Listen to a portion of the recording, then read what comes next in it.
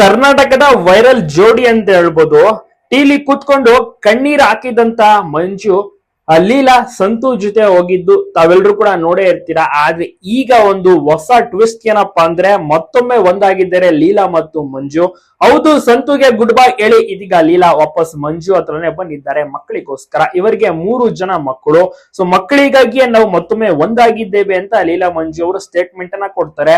ಜೊತೆಗೆ TV channel ನವರು ಇಬ್ಬರನ್ನ ಕರೆಸಿ ಮರು ಮದುವೆಯನ್ನ ಸಹ ಮಾಡಿಸಿದ್ದಾರೆ. ಬಹಳಷ್ಟು ವೈರಲ್ ಆದಂತ ಜೋಡಿ ಲೀಲಾ ಮತ್ತು ಮಂಜು. ಜನರಂತೂ ಇವರ ಒಂದು ಜೋಡಿಯನ್ನ ನೋಡಿ ಸ್ಟಾರ್ಟಿಂಗ್ ನಲ್ಲಿ ಬೈಕೋತಾ ಇದ್ರು. ನಂತರ ಪರವಾಗಿಲ್ವಲ್ಲ ಅಂತ ಈಗ ಎಲ್ಲರೂ ಕೂಡ ಹೊಗಳಕ್ಕೆ ಶುರು ಮಾಡಿದ್ದಾರೆ. ಸೊ ಇದ್ರ ಬಗ್ಗೆ ನೀವೇನಂತೀರಾ? ಈ ಒಂದು ಜೋಡಿ ಈಗ ಮತ್ತೊಮ್ಮೆ ಒಂದಾಗಿದೆ.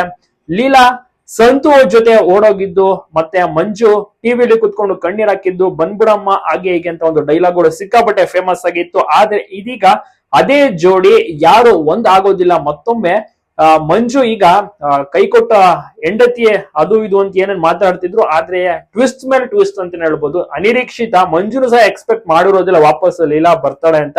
ಅದೇ ರೀತಿ ಕೇಳ್ಕೊಂಡಂತ ಮಂಜುಗೆ ಒಂದು ರೀತಿಯಲ್ಲಿ ನ್ಯಾಯ ಸಿಕ್ಕಿದೆ ಅಂತ ಹೇಳ್ಬೋದು, ಜಯ ಸಿಕ್ಕಿದೆ ಅಂತ ಹೇಳ್ಬೋದು. ಸಂತುಗೆ ಗುಡ್ ಬೈ ಹೇಳಿ ಸಂತುಗೆ ಕೈ ಕೊಟ್ಟು ಇದೀಗ ವಾಪಸ್ ಗಂಡನ ಜೊತೆಗೆ ಇದೀಗ ಲೀಲಾ ಬಂದಾಗಿದೆ. ಮತ್ತೆ ಮರು ಮದುವೆನ ಟಿವಿ ಚಾನೆಲ್ ಮಾಡಿಸಿದ್ದಾರೆ.